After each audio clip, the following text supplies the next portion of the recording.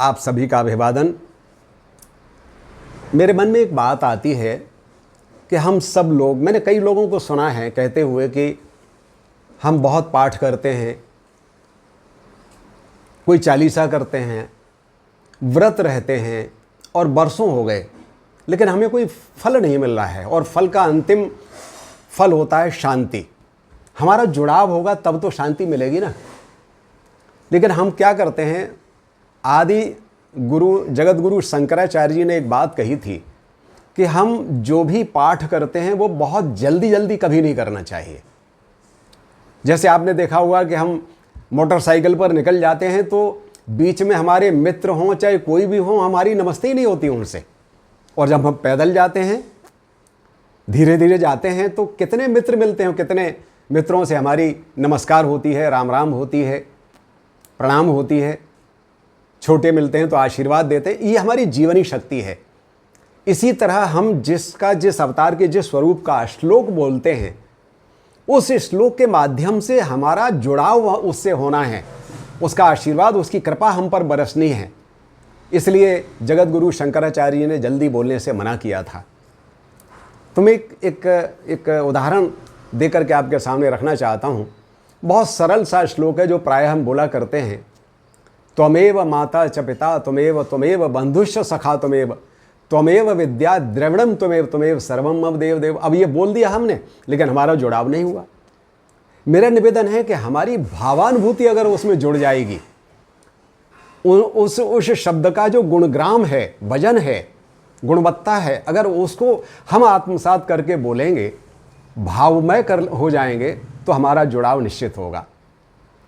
पांडव गीता का ये श्लोक गांधारी श्री कृष्ण की स्तुति करने के समय बोलती है, त्वम एव माता। आप अनुभूति करिए, ईश्वर से आप कह रहे हैं कि तुम ही मेरी माँ हो। माँ की अनुभूति कैसे आएगी? जब आप अपनी माँ को ध्यान में लाएं कि आपकी माँ ने आपको जन्म दिया, आपकी माँ ने आपका पालन पोषण किया, ममता लुटाई आप पर, वो गीले में सोई, सूखे में आपको सुलाया, खुद भूखी रह गई लेकिन आपको खिलाया। वो सारी चीज़ें, वो सारे भाव लाते हुए आप ईश्वर से बोलिए, त्वम एव माता। ये सारे भाव आएंगे, वो सारे भाव उड़ेल दीजिए ईश्वर के प्रति और फिर बोलिए, त्वमेव माता च पिता त्वमेव, और तुम ही मेरे पिता हो। पिता ने आपको बाहर की दुनिया दिखाई। पिता है तो सारी दुनिया आपकी है, सारी चीज़ें आपकी हैं। खुद फटे जूते, फटे कपड़े पहनते हैं पिता, लेकिन अपनी संतान को अच्छा ला कर देते हैं। ये ईश्वर के प्रति ये भाव समर्पित कीजिए, त्वम एव पिता, तुम ही मेरे पिता हो।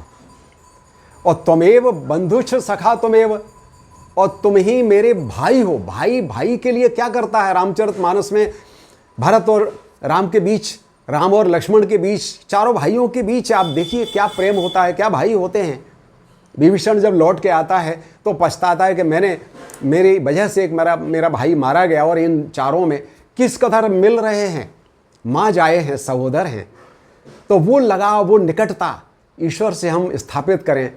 त्वमेव बंधु, एव लगा हुआ है, तुम ही मेरे भाई हो। और सखा, मित्र, जो बात हम अपने परिवार में नहीं कह पाते हैं, वो अपने ढूंढ कर मित्र के पास जाते हैं और मन हल्का कर लेते हैं। क्या हम कभी अपने प्रभु से इस भाव के साथ, इस लगाव, इस दोस्ताने ढंग से ये बात कह पाए? कोई शिकायत कर पाए, कोई बात कह पाए? नहीं कह पाए। अगर नहीं कह पाए हैं तो इस भाव को लाइए कि तू ही मेरा मित्र है यार। त्वमेव बंधुश्च सखा त्वमेव विद्या। विद्या वो होती है जो मुक्त करती है हमको। शिक्षा और विद्या में अंतर है, आजीविका और आत्मीयता के साधन में अंतर है। तो विद्या, त्वमेव विद्या, तुम ही मेरी विद्या हो। जो भी हमें मिल रहा है हमारी आत्मिक उन्नति के लिए, जीवन के उत्थान के लिए, पुरुषार्थों की प्राप्ति के लिए, वो विद्या है। तो ईश्वर को विद्या माने हम कि तू ही मेरी विद्या है। त्वम एव, त्वम माने तू ही, कितनी निकटता का भाव है।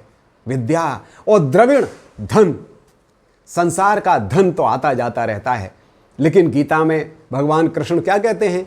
योगक्षेमम वहाम्यहम, तुझे जो प्राप्त नहीं हुआ वो मैं प्राप्त कराता हूं, और जो क्षेम जो प्राप्त हो गया है उसकी सुरक्षा मेरा दायित्व है।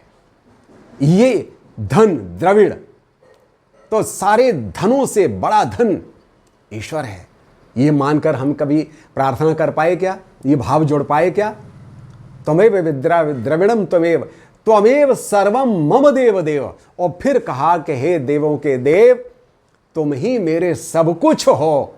ये समर्पण, ये शरणागति इस श्लोक में छिपी है, जो हम प्रायः ध्यान नहीं देते हैं। यदि एक श्लोक को ही हम भावमयता के साथ निवेदन कर देंगे, प्रभु के साथ जुड़कर, तो क्या मजाल के प्रभु हमें दर्शन न दे दे, हमारे सामने खड़ा न हो जाए। आपने मेरी बात ध्यान से सुनी, आशा है अन्यथा नहीं लेंगे। मैं तो बालक हूँ, अल्पज्ञ हूँ, बस कुछ भाव आते हैं तो मैं आपके सामने रख देता हूँ। बहुत बहुत आभार आपका, धन्यवाद।